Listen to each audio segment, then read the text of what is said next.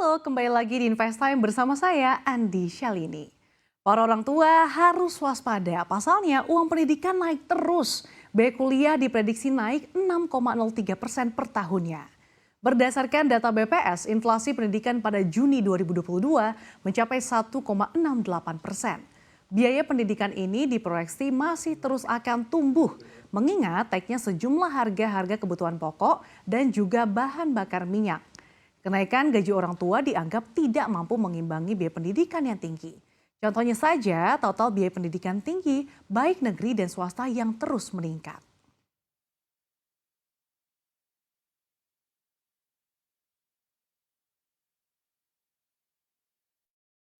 Mengatur keuangan keluarga memang tidak semudah seperti yang dibayangkan. Apalagi kalau Anda sudah memiliki buah hati. Mulai dari anggaran bulanan keluarga, simpanan untuk kebutuhan darurat, sampai mempersiapkan dana untuk pendidikan anak sudah harus dirinci dan juga direncanakan sejak dini.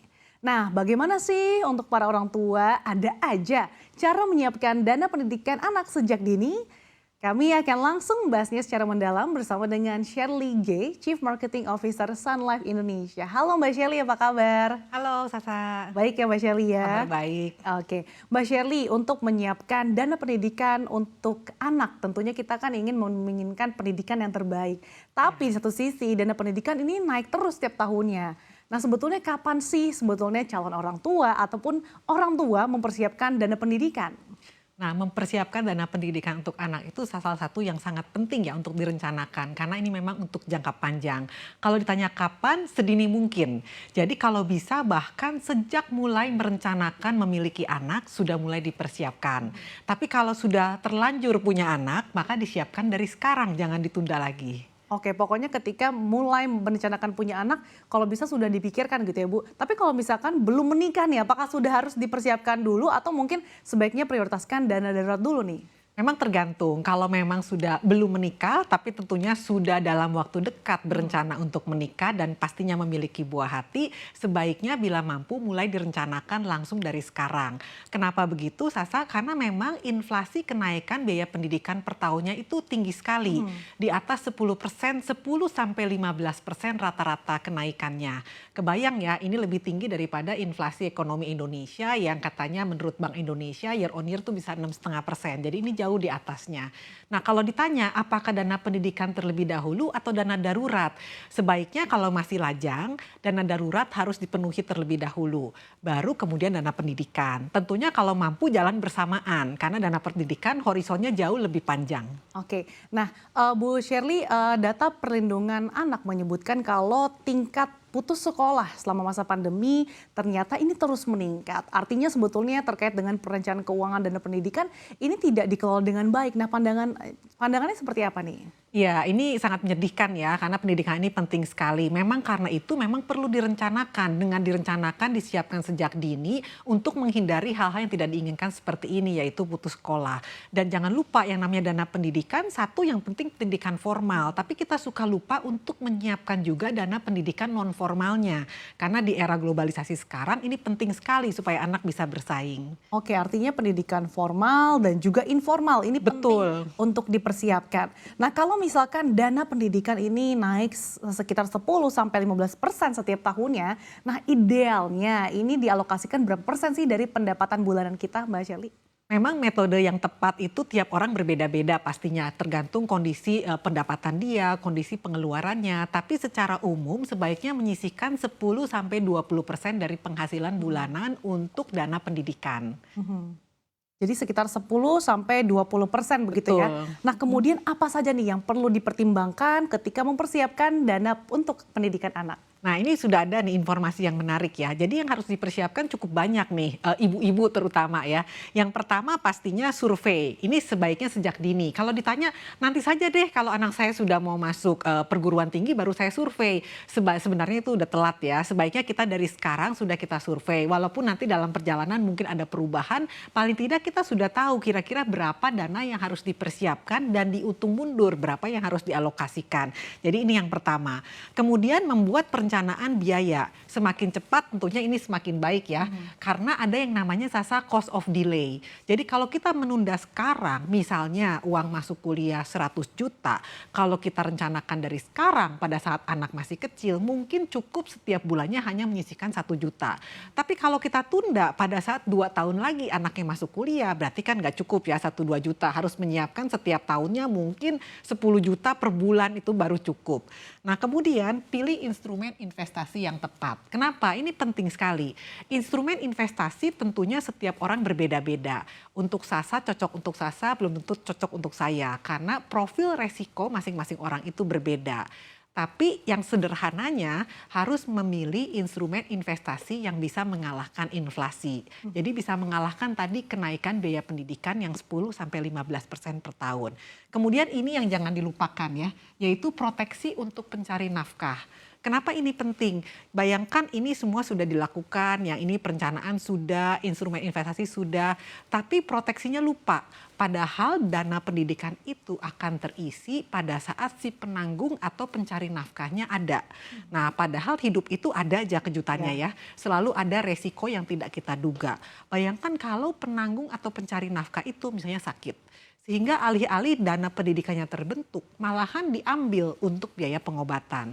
Karena itu perlu adanya proteksi melalui asuransi, sehingga resiko itu ditransfer ke asuransi. Oke, menarik nih terkait dengan tadi membuat perencanaan biaya. Jadi semakin cepat semakin baik tadi karena ada cost of delay. Nah, kalau misalkan kita mau simulasi nih Mbak Shirley, seperti apa sih terkait dengan mempersiapkan biaya pendidikan anak, apalagi biayanya terus meningkat 10-15% setiap tahunnya? Nah ini tabel yang menarik ya. Tadi kita baru ngobrol-ngobrol. Kalau anaknya usia TK, apakah saya rencanakan sekarang atau nanti? Sedini mungkin. Misal contoh, anak saya masih sudah masuk TK nih. Oh ternyata ini adalah rata-rata biaya di sekolah swasta di Jakarta. Untuk masuk TK saat ini adalah harus 10 juta. Nah kemudian kan sudah harus direncanakan ya untuk masuk sekolah dasar. 3 tahun lagi, kalau sekarang anak saya masuk SD di tahun depan 2023, cukup menyiapkan 13 juta untuk sekolah swasta di Jakarta. Tapi kalau anak saya masih TK, ternyata 13 juta ini jadi nggak cukup. Ternyata karena ada kenaikan inflasi 10-15%, berarti nanti 3 tahun lagi jadi 17,3 juta. Ini asumsinya 10-15%, 10%. Kemudian nanti 9 tahun lagi dia harus masuk SMP, kalau tahun ini cukup 13,5, nanti pada saat anak kita masuk SMP harus menyiapkan 31,8 juta. Dan selanjutnya, nah tapi yang paling mencengangkan bayangkan pada saat harus masuk kuliah ya. Wow, peningkatannya sangat signifikan. Peningkatannya sangat signifikan. Kalau sekarang saya dengan uang 120 juta bisa masuk di universitas swasta di Jakarta, nanti pada saat anak saya yang sekarang TK mesti masuk, itu saya harus hampir 5 kali lipat menyiapkannya. Karena itu penting sekali disiapkan dari saat ini. Oke, artinya untuk mempersiapkan dana pendidikan yang setiap tahunnya terus meningkat, kita perlu cari instrumen investasi yang tidak tergerus inflasi. Betul. Nah sebetulnya instrumen investasi apa saja sih yang tepat Mbak Shirley untuk mempersiapkan dana pendidikan anak? Nah, sebenarnya prinsipnya sama ya seperti tadi ya. Instrumen investasi itu yang pertama harus bisa, kalau saya pakai panah mungkin begini ya, harus bisa di atas inflasi. Ini yang pertama. Kemudian yang kedua kita harus cari yang relatif stabil. Kenapa saya bilang stabil? Karena kalau misalnya pada saat kita perlu nih, anak kita perlu bayar uang pangkal untuk masuk SD misalnya. Kalau tidak stabil pada saat itu investasi kita sejak turun. Padahal kita tidak punya pilihan, kita harus ambil. Jadi coba dipilih instrumen investasi yang stabil. Kemudian juga yang berikutnya adalah ini inflasi mengalahkan inflasi, kemudian cukup stabil. Nah dipilih instrumen investasi yang memang cocok dengan profil resiko. Ini jangan lupa ya, profil resiko. Dan juga yang terakhir tadi sekali lagi saya tidak bosan-bosan mengingatkan harus ada yang namanya proteksi ya.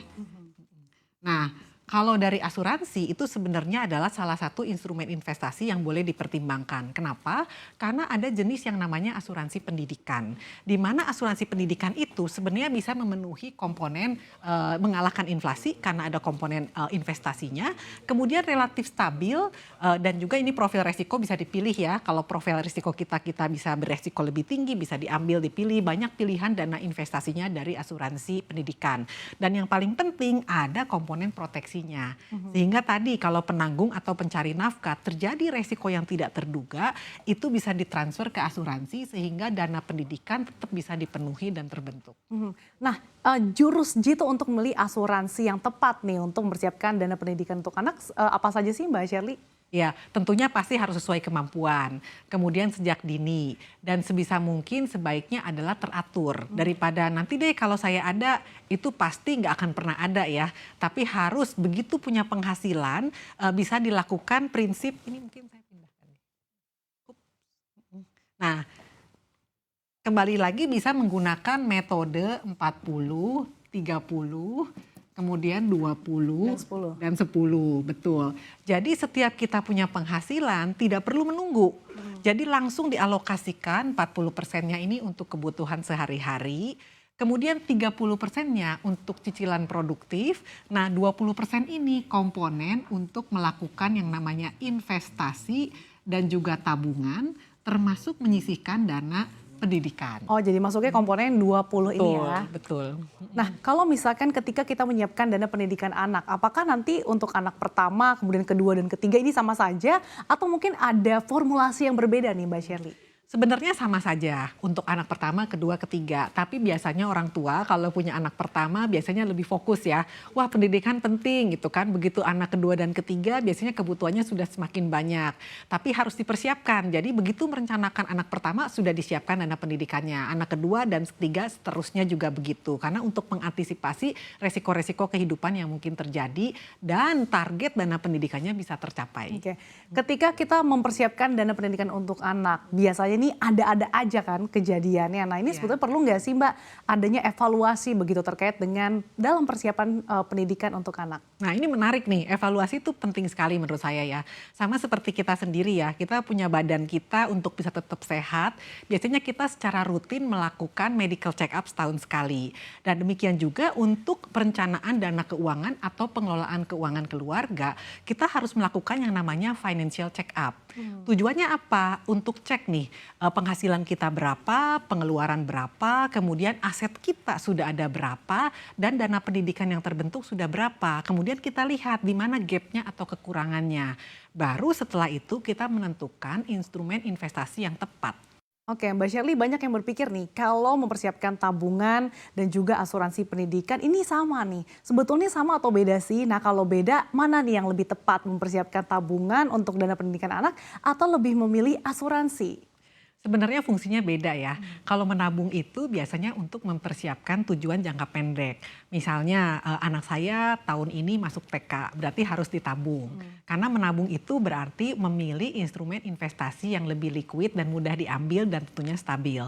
Tapi kalau asuransi pendidikan itu cocok untuk berinvestasi jangka panjang. Jadi bisa juga untuk dana pendidikan misalnya anaknya untuk mau masuk kuliah. Nah kebenaran di kami di Sun Life kita memiliki produk asuransi pendidikan yang namanya adalah Si Bijak Cendekia. Kenapa ini menjadi istimewa? Karena produk ini sudah 2 in 1, bahkan bisa kita bilang 3 in 1. Dia sudah ada komponen asuransinya untuk memproteksi si penanggung atau pencari nafkah, kemudian juga ada komponen investasinya. Betul. Si Bijak Cendekia ya Bu? Iya, betul. Oke. Nah terus jurus jitunya seperti apa sih Bu dalam memilih atau mempersiapkan asuransi terutama dalam mempersiapkan dana pendidikan anak? Nah sama, jadi memang setiap orang berbeda-beda. Tentunya kita harus lihat dulu kebutuhannya ya.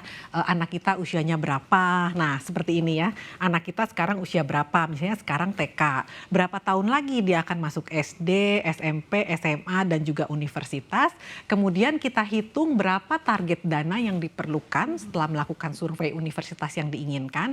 Baru dihitung mundur, maka berapa yang harus disisihkan setiap bulannya dimasukkan dalam instrumen investasi. Salah satunya bisa masuk ke Si Bijak Cendekia untuk menyiapkan dana pendidikan. Nah kelebihannya apa sih Bu terkait dengan asuransi ini? Nah, asuransi itu sebenarnya penting sekali untuk memproteksi yang namanya hidup itu ada aja ya. Ada saja kejutannya, resiko kehidupan yang tidak terduga. Pada saat pencari nafkah atau penanggung ternyata mengalami resiko, maka asuransi yang bisa dipenuhi oleh Si Bijak Cendekia itu bisa menggantikan income atau penghasilan, termasuk juga untuk memproteksi jangka panjang memastikan pendidikan anak tersebut dananya tersedia. Bayangkan kalau penanggung atau pencari nafkah sakit. Alih-alih dana pendidikan yang sudah tersedia bukannya dipakai untuk pendidikan anak, malahan harus diambil untuk biaya pengobatan. Atau kalau sampai tutup usia, bagaimana dengan pendidikan anaknya? Dengan adanya asuransi bisa melalui si bijak cendikia, maka akan tersedia dana tersebut baik penanggung ataupun pencari nafkah itu masih ada atau tidak. Oke, itu tadi dia tips and trick dalam persiapkan dana pendidikan untuk anak yang pasti sejak dini ya Mbak Shirley ya. Betul. Jangan ditunda-tunda lagi. Terima kasih waktunya Mbak Shirley G, Chief Marketing Officer Sun Life Indonesia telah bergabung bersama kami dalam Invest Time. Sehat dan sukses selalu untuk Anda Mbak Shirley. Sukses untuk kita semua.